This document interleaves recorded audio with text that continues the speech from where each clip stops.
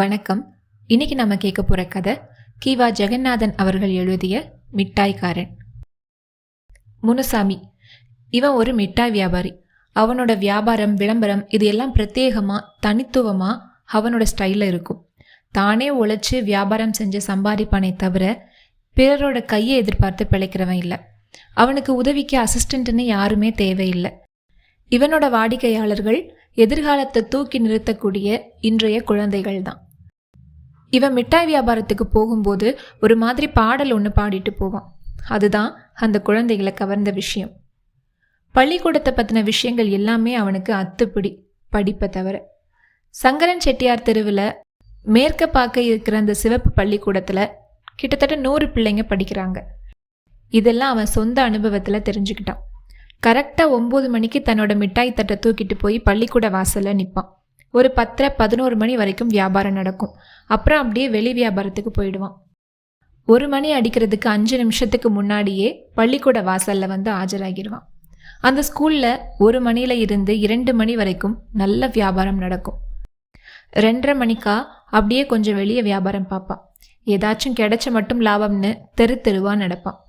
மறுபடியும் சரியாக 4 மணிக்கு ஸ்கூல் வாசலில் வந்து நிற்பான். 4:30 மணி அடித்ததும் குழந்தைகள்லாம் வெளியே வருவாங்க. போகிற போக்கில் ஒரு வெங்காய மிட்டாயோ ஒரு தேங்காய் மிட்டாயோ வாங்கிட்டு போவாங்க. இவன் ஒரே ஸ்கூலில் ஒரு நாள் முழுக்க வியாபாரம் பார்ப்பான். இல்லைன்னா ஒவ்வொரு ஸ்கூலாக ஒவ்வொரு நேரத்துக்கும் போவான். எப்படியோ சாயங்காலத்துக்குள்ளே ஒரு 8 அணா காசு கிடச்சிரும். என்னதான் இருந்தாலும் காசு தானே. அதை வீட்டுக்கு கொண்டு போவான். இவனுக்கு நிரந்தரமாக இந்த வியாபாரம் தான் நடந்துட்டு வந்தது. ஸ்கூலுக்கு லீவு விட்டுட்டா மட்டும் அவனுக்கு வியாபாரம் மந்தமாகிடும், அலைச்சலும் ஜாஸ்தியாகிடும். ஸ்கூல் இருந்துச்சுன்னா ஒரே இடத்துல இருந்து வேலை செய்யலாம். இல்லைன்னா இந்த வேகாத வெயிலில் தினமும் மிட்டாய் தட்டை எடுத்துட்டு தெருவா சந்தா போக வேண்டிதான். அன்னைக்கெல்லாம் அவனுக்கு அலைச்சலும் அதிகமாக இருக்கும். பிச்சை சோத்துல சனி புகுந்த மாதிரி அந்த வியாபாரத்திலையும் அவனுக்கு போட்டி வந்துட்டு.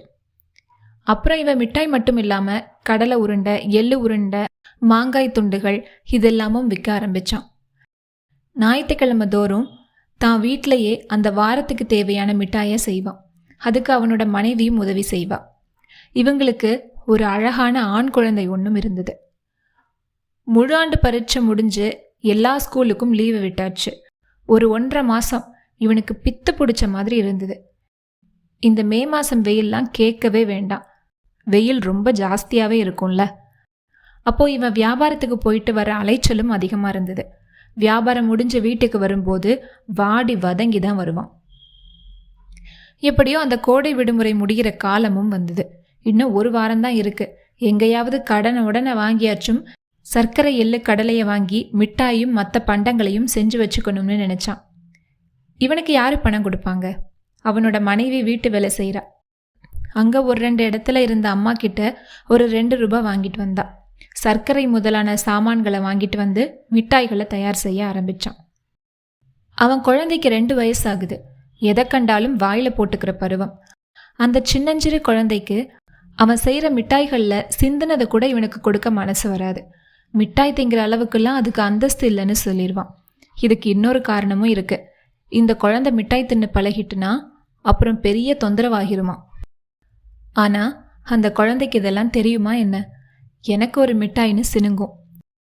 மிட்டாய் கேட்ட உததான்னு எரிஞ்சு விழுவான் முனுசாமி. மற்ற குழந்தைங்க கிட்ட அன்பா பேசி வியாபாரம் செய்கிற அவனுக்கு தான் குழந்தைகிட்ட பிரியமாக பேச தெரியல. குழந்தைக்கு என்ன தெரியும்? அதுகிட்ட வள்ளுன்னு விழுறியே அப்படின்னு அவன் மனைவி கேட்பா.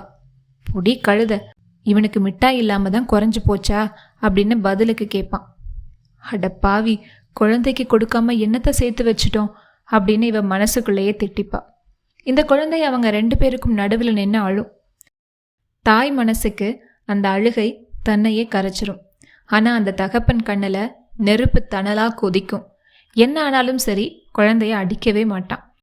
அவன் அந்த அளவுக்கு முரடம் இல்லை. அன்னைக்கு ஸ்கூல் திறக்கிற நாள். முனுசாமி காலையிலே எழுந்திரிச்சிட்டான். அவனுக்கு அன்னைக்கு புது வருஷம் பிறந்த மாதிரி அவ்வளோ சந்தோஷமாக இருந்தது. அவன் அந்த மிட்டாய் தட்டுக்கு கலராக பேப்பர்லாம் வாங்கி ஒட்டி வச்சுருந்தான். முந்தைய நாள் செஞ்சு வச்சிருந்த மிட்டாயை அந்த தட்டு முழுக்க நிரப்பினான். கடவுளே, இன்னைக்கு தான் ஆரம்பம், நல்லா விற்கணும் அப்படின்னு வேண்டிட்டு நெத்தி நிறைய திருநீரை அள்ளி பூசிக்கிட்டான்.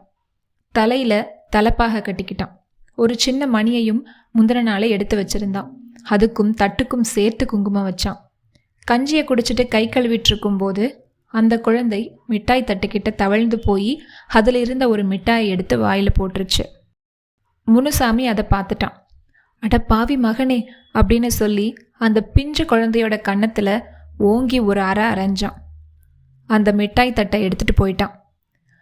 அந்த குழந்தை அங்கேயே சுருண்டு விழுந்து வீல்னு கத்த ஆரம்பிச்சிருச்சு.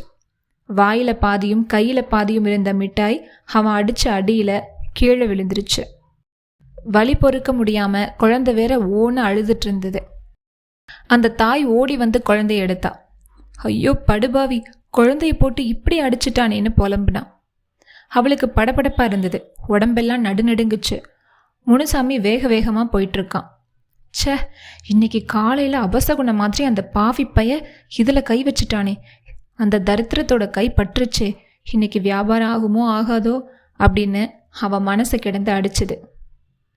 கொஞ்ச நேரத்துல என்ன இருந்தாலும் குழந்தைய அப்படி அடிச்சிருக்க கூடாது, பாவம் அது என்ன பண்ணும், அதுக்கு ஒன்று கொடுத்தா என்ன, குறைஞ்சா போகும் அப்படின்னும் நினைச்சான். இவனுக்கு இன்னொரு நினைப்பும் இருந்தது. ராஜா வீட்டு குழந்தையானாலும் அடங்கித்தான் நடக்கணுமா. என்னதான் இருந்தாலும் அந்த சின்ன குழந்தைகிட்ட, அவன் பெத்த பிள்ளைகிட்ட அன்பு காட்டாம வேற எல்லா குழந்தைகளுக்கிட்டையும் அன்பு காட்டுறோமேனு ஒரு எண்ணம் இருக்கத்தானே செய்யும். இப்படி பலவாரா யோசிச்சு நடந்து வந்துட்டு இருக்கும் போதுதான் அவனுக்கு எதிரில் ஒரு கார் வேகமா வந்துட்டு இருந்தது. அவன் ஓரமா ஒதுங்கி போக அங்க ஒரு பெரிய கல் தடுக்கி படார்னு கீழே விழுந்துட்டான். அந்த கார் அவனை தாண்டி போயிடுச்சு. அவன் தலையில இருந்த மிட்டாய் தட்டு இப்போ சாக்கடையில விழுந்துருச்சு. அவன் கட்டியிருந்த முண்டாசு ஒரு பக்கமும் மணி ஒரு பக்கமும் விழுந்துட்டு அவன் எழுந்திருச்சு அந்த கார்காரனை கண்டபடி திட்டினான். முண்டாசையும் மணியையும் எடுத்துட்டு மிட்டாய் தட்டை பார்த்தான். மிட்டாய் அவ்வளவும் சாக்கடையில விழுந்து கிடந்தது. அந்த தட்டை எடுத்துட்டு தன்னை தடுக்கி விட்ட கல் மேலேயே உட்கார்ந்தான். உடம்புல எந்த காயமும் படல, ஆனா அவன் உள்ளத்துலதான் காயம் பட்டிருந்தது. தான் குழந்தைக்கு ஒரு மிட்டாய் கூட கொடுக்காம காப்பாத்தின அவ்வளவும் அவன் கண்ணு முன்னாடியே சாக்கடையில கிடந்தது.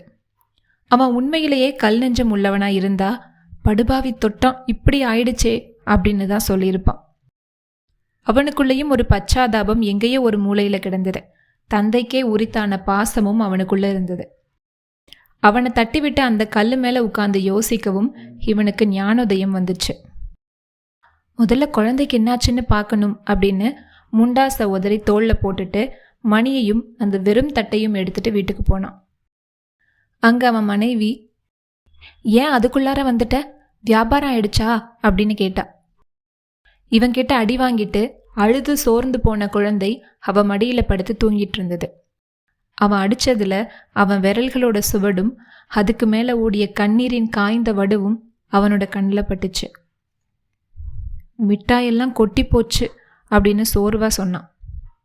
ஐயோ, இந்த குழந்தை தொட்டதுனாலதான் வந்துச்சுன்னு இருக்கிற உயிரையும் வாங்கிட்டா என்ன செய்யறது அப்படின்னு அவ பயப்பட்டா.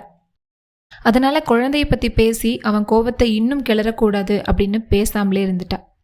இவன் நிச்சயமா சண்டைக்கு வருவான்னு எதிர்பார்த்த முனுசாமிக்கு அவளோட அமைதி என்னவோ செஞ்சது. மிட்டாய் தட்டை கீழே வச்சுட்டு ஒரு மூலையில போய் உட்கார்ந்தான். அவனும் ஒன்றும் பேசல, இவளும் ஒன்றும் பேசல. கொஞ்ச நேரம் இந்த மௌனம் இருந்தது. அவனோட உதடுகள் மட்டும்தான் அமைதியா இருந்ததே தவிர உள்ளத்துல இடி மின்னல் சூறாவளின்னு அவனை போட்டு தாக்குச்சு. ஏதாவது பேசி சமாதானம் செய்யலன்னா அவன் நெஞ்சே வெடிச்சிரும் போல இருந்தது. அவன், குழந்தை தூங்குதா அப்படின்னு கேட்டான். இவ ஆமான்னு பதில் சொன்னான். ரொம்ப அழுதானோ, அடி பலமா பட்டுருச்சோ அப்படின்னு விசாரிச்சான். அதெல்லாம் நீயே விசாரிக்கிற, பலமா இருந்தா என்ன இல்லாட்டி என்ன அப்படின்னு மூச்சு விடாம கத்துனான். காய எதுவும் பட்டிருக்கோ? அவனும் விடாம கேள்வி கேட்க இவ அடக்கி வச்சிருந்த ஆத்திரத்தை கொட்டிட்டா. சி, நீயும் ஒரு மனுஷனாட்டம் பேச வந்துட்டியே, இந்த குழந்தைய ஒரே அடியா கொன்னு போட்டுற வேண்டிதானே, இப்ப விசாரிக்க வந்துட்ட, சாமி உனக்கு கூலி கொடுக்காம போவாது. இதுக்கப்புறம் அவளுக்கு பேச்சே வரல. துக்கம் தொண்டையை அடிச்சது. ஓன்னு அழ ஆரம்பிச்சிட்டா. அவனுக்கும் அழுக வந்துச்சு.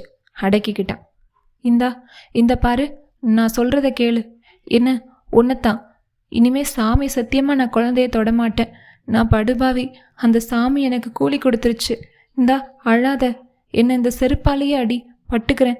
இனிமே இந்த புத்தி இருக்கக்கூடாதுன்னு சொல்லி சொல்லி அடி அப்படின்னு அவனும் விம்மி விம்மி அழுதான். இவங்க பண்ண கலாட்டால அந்த குழந்தையும் கண்ணை முழிச்சு பார்த்துச்சு. அவன் எழுந்திரிச்சு போய் மிட்டாய் செஞ்சு வச்சிருந்த கூடையை திறந்து கை நிறைய மிட்டாயை எடுத்துட்டு வந்து அந்த குழந்தையோட கையில் கொடுத்தான். என் கண்ணு, இனிமே தினமும் உனக்கு தான் முதல் மிட்டாய் அப்படின்னு சொல்லி அதோட கன்னத்தில் முத்தம் கொடுத்தான்.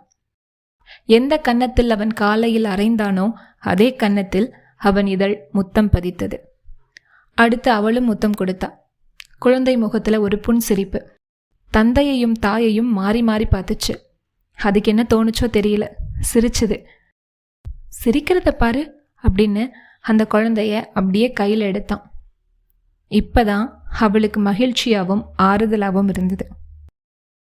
இந்த கதை இதோட முடிஞ்சது. இந்த கதையில நீங்க என்ன தெரிஞ்சுக்கிட்டீங்கன்னு கண்டிப்பா கமெண்ட்ல சொல்லுங்க. அடுத்த வாரம் இன்னொரு சிறுகதையுடன் உங்களை சந்திக்கிறேன். நன்றி.